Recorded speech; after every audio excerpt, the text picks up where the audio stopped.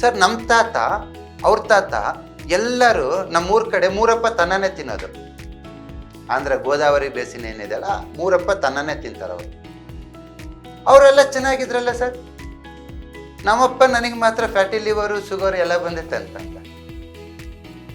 ಅವನು question valid ಇದೆ. You have to rethink.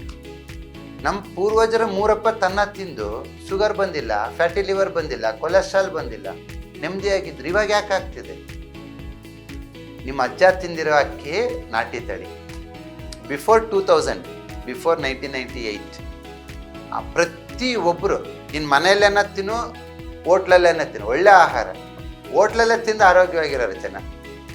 But ಇವತ್ತು ಮನೇಲಿ ತಿಂದರೂ ಅಷ್ಟೇ, ಹೊಲದಲ್ಲಿ ತಿಂದರೂ ಅಷ್ಟೇ, ಹೋಟ್ಲಲ್ಲಿ ತಿಂದರೂ ಅಷ್ಟೇ. ನಾವು ತಿನ್ನೋ 99% ಆಹಾರ ಹೈಬ್ರಿಡೈಸ್, ಜೆನೆಟಿಕಲಿ ಮಾಡಿಫೈ ಮಾಡಿದ್ದೀವಿ. ಯಾಕೆ? ಜಾಸ್ತಿ ಇಳುವರಿ ಬರಲಿ ಅಂತ. ಸೊ ಹಾಗಾಗಿ ಜೆನೆಟಿಕಲಿ ಮಾಡಿಫೈ ಆಗಿರೋದ್ರಿಂದ ನೀವು ತಿನ್ನೋ ಆಹಾರದಲ್ಲಿ ಶಕ್ತಿ ಇಲ್ಲ.